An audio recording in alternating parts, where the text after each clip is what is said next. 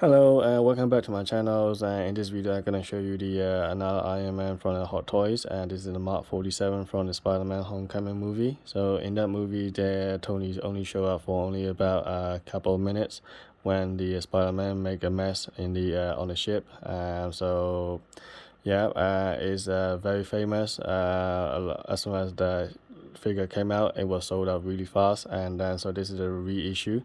So yeah, and the reason why it's sold out really fast, and I can see why, because it has quite a lot of accessory and quite a lot of LED lighter point, and probably the most amount of LED lighter point I have ever seen in the Hot Toys Iron Man figures.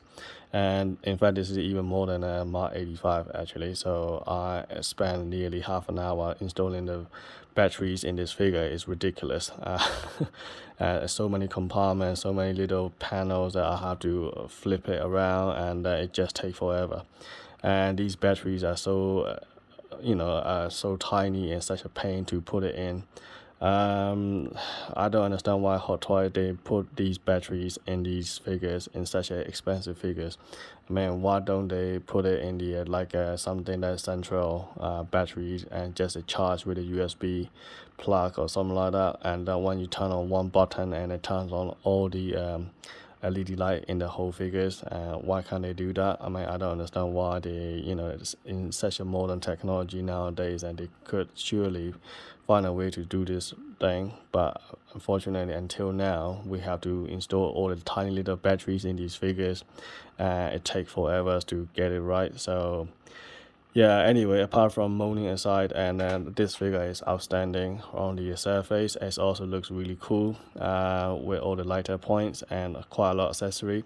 So for example, it comes with it as usual pair of the articulated hands and relaxed hand, a couple of fists, and also you got a Tony head sculpt, which is really nice. If I zoom in a little bit, so you can see that there's a Tony head sculpt with the glasses on, which is really nice. You can actually put the glasses away if you'd like to. It looks quite realistic actually, so this is really impressive head sculpt. And you got this little rubber things to put it around to make it a bit more flash, so this is really cool. And then you also have the empty head sculpt as well, which is the like that. So basically this one has no articulating at all. It's just a completely hollow inside, so you can put a mask on it. And then I think that's it. You can't do anything on this one. It's just to show the empty head sculpt basically. And then you also have quite a few fire effects, like the comic cave Iron Man. So you got two on the feet, two on the hand, as you saw on the pose. And then you also have couple of panel for the shoulder rocket and the arm rocket as well, so you can swap it around if you want to. And then you also have the drone, which is like this. So this drone is kind of a pain. It comes with a really long stance, and you have to plug it in. But the problem is the weight of these effects, and these drones are quite heavy. So because of that, this thing will keep on falling down. And also you have to pin it really hard on this one, and it will spike your hands around. So this is kind of annoying, but it looks really cool once you put it on. So you got little articulation on the drone as well, so like this, so you can move around all the little fin. Yeah, so I think this is really cool figures. I have no complaint, other than just putting loads of battery in, and then this drone piece. And then you can see how much battery that comes with it. So if I show you here, this is the all the batteries that comes with this figures. How many batteries in here? You can see that it's crazy. And also the drone is handled by this piece, which is kind of ridiculously stupid. The way it's work is basically you have to put this things on the base, and this is a crouch grabber, okay, and then you're gonna have to put this piece on top of this, and then you're gonna have this little piece on here, and then this thing is going to pack into this drone. Now you can see that it's very tiny little pack here that try to hold such a big piece to I don't think it will work in real reality. So even if you hold it like this, and you can see that it can't hold like this, but eventually it will come down because it's really difficult to keep it on the same position forever. So that's the issue with these figures. Other than that, I don't have any major issues in this one. So if I dim the light, and you can see how many LED lighter point in these figures. So if I switch it off, and you can see you got quite a lot of light here.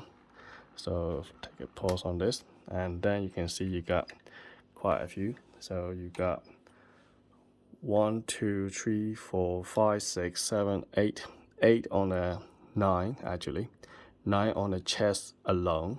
Okay, so that's 9 lighter point on the chest, and also at the back as well, as you can see here. Okay, so let's zoom in a little bit. So you got 9, 10, 11, 12, 13 lighter point on the chest and the back alone. The battery compartment is in this one, so you just have to open it up and then it will be there. And you also have 2 on the shoulder, so you got 2 battery in there, 2 battery in there. So you got 1 LED light up from each side. And then you also have on the legs, which is crazy. So you got 1 here, and then 1 on the knee, and 1 on the leg. So you got 3 on the legs. So that's quite a lot here. And you got 2 on the eye, as you can see here, and also on the hand. You got 1 on the repulsor, which you can't see much, but it is there. It is showing a little bit. And then you got 1 on the bicep as well. So that's quite a lot of LED light up point in this figure. It's crazy. So the most amount of LED light up in these figures I have ever seen in Iron Man figures. So Mark 7 has quite a lot of opening part, and this Mark 47 is quite a lot of LED light up point. So that's the one major advantage of this character. In terms of paint job, it's also really good. And you can see that quite a lot of silver everywhere. And then this chest shoulder pad is a die cast, by the way. So I only pack it in very lightly because I have to switch it off the light after this. So yeah, and all these stuff are quite nice silver, and they all put it there really nicely, and with a little bit battle damage on the shoulder pad. I'm not sure you can open this up. Maybe you can open as all the Hot Toys are, but this time again I cannot find a way to open this chest piece up. Maybe this one you can't open it for the first time, I don't know. I thought it is the same in the Reissue actually, but unfortunately I was wrong, and that is actually you can open it. But in this one I'm hoping that you can open it as well, but seems to be for the first time this is actually sealed. Again, maybe I will find out later that it's actually openable. I don't know. But anyway, so you got quite a few light up here. They are quite bright actually for most of the part here, even with this super bright light here, and you can still see that quite a few light in here. So that is a really cool figure. I mean, they're fairly heavy as well. It's about 900 grams. Now I think that Mark 85 is a bit heavier than this one, and War Machines are definitely heavier than this figure. But then again, you got quite a lot of lights here, which is incredible, and that's really cool. And the legs is also really nice. I like this little silver and red together, and then you got all the silver and the red here. There's really nice balance around in this figure, and the back also really nice. Nice cherry red as usual. So some people like the Mark 46 because of more red and a more traditional Iron Man. But personally for me, I think I like this one a lot more than the Mark 46 because I have Mark 85, which is quite a lot of red in there already. I got Midas, which is a lot of gold, and I don't have anything on silver. So this one fit in my shelf perfectly well. So there we are. Anyway, I hope you enjoyed it, and thanks for watching, and I'll see you in the next video. Cheers.